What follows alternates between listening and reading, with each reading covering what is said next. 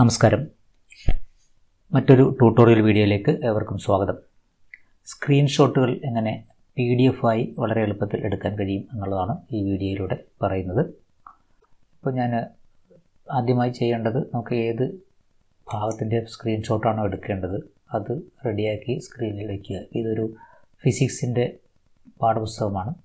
ഈ ഇമേജുകളെല്ലാം വരുന്ന ഈ ബൾബ് നിർമ്മിക്കാൻ ആവശ്യമായി വരുന്ന അനുബന്ധ സാമഗ്രികളുടെ ഭാഗമാണ് PDF ആക്കി എടുക്കേണ്ടതെന്ന് വിചാരിക്കുക.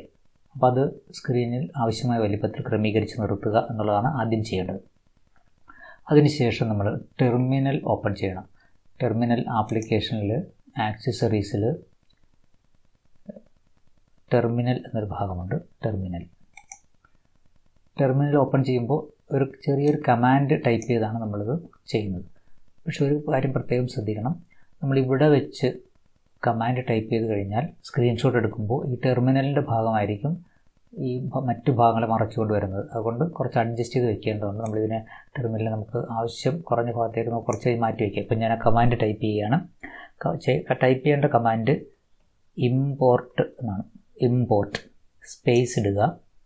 നമുക്ക് ഏത് പേരിലാണോ ഈ ഫയൽ സേവ് ചെയ്യേണ്ടത് ആ പേര് കൊടുക്കുക. ഇപ്പോൾ ഇത് ഫിസിക്സ് ആയതുകൊണ്ട് ഞാൻ ഫിസിക്സ് എന്ന് തന്നെ കൊടുക്കുന്നു. ഫിസിക്സ്. അതിനുശേഷം .pdf എന്ന് കൊടുക്കാൻ മറക്കരുത്. അപ്പോൾ ചെയ്യേണ്ടത് ഇങ്ങനെയാണ്. നമ്മൾ ആദ്യം സ്ക്രീൻഷോട്ട് എടുക്കേണ്ട കാര്യം എന്താണോ അതെടുത്ത് വയ്ക്കുക.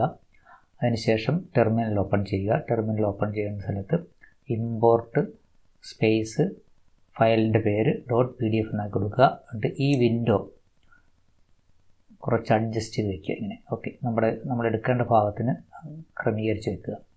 ഇവിടെ ഒരു കാര്യം പ്രത്യേകം ശ്രദ്ധിക്കണം. ഇപ്പോൾ കഴ്സർ നമ്മുടെ സാധാരണ പോലെ തന്നെ ഉള്ള കഴ്സറാണ്. പക്ഷേ ഞാൻ ഒരു എൻ്റർ ബട്ടൺ അടിക്കുന്നതോടുകൂടി ആ കഴ്സറിൻ്റെ ഷേപ്പ് മാറുന്ന കാണാൻ പറ്റും. ഞാനൊരു എൻ്റർ ബട്ടൺ അടിച്ചു. എൻ്റർ ബട്ടൺ അടിക്കുമ്പോൾ ഉണ്ടോ, നേരത്തെ ആരോ ആയിട്ടിരുന്ന കഴ്സർ ഇപ്പോൾ ഒരു പ്ലസ് സിമ്പലിലേക്ക് മാറിയിട്ടുണ്ട്. ഞാൻ ഈ പ്ലസ് സിമ്പിൾ കൊണ്ടുവന്നതിന് ശേഷം ഏത് ഭാഗമാണോ വേണ്ടത് അത്രയും ഭാഗം കണക്കാക്കി ഒരു ബോക്സ് ഇങ്ങനെ വരയ്ക്കുക എന്നുള്ളതാണ് ചെയ്യേണ്ടത്. ബോക്സ് വരച്ചതിന് ശേഷം നമ്മൾ വിടുന്നു. ഓക്കെ, ഇത്രയും കൊണ്ടു കഴിഞ്ഞാൽ നമുക്ക് ഈ physics.pdf എന്ന രീതിയിൽ ഈ ഫയൽ ഇപ്പോൾ അവിടെ വന്നിട്ടുണ്ടാകും. നമുക്ക് നോക്കാം. ഞാനിത് മിനിമൈസ് ചെയ്യുന്നു. നമ്മൾ പോകേണ്ടത് ഹോമിലേക്കാണ് പോകേണ്ടത്. പ്ലേസസിലെ ഹോമിൽ പോയി കഴിഞ്ഞാൽ ഇവിടെ ഫിസിക്സ് എന്ന പേരിൽ physics.pdf എന്ന് പറഞ്ഞ പേരിലൊരു ഫയൽ ഇവിടെ വന്നിട്ടുണ്ടാകും. നമുക്കത് ഓപ്പൺ ചെയ്ത് നോക്കാം.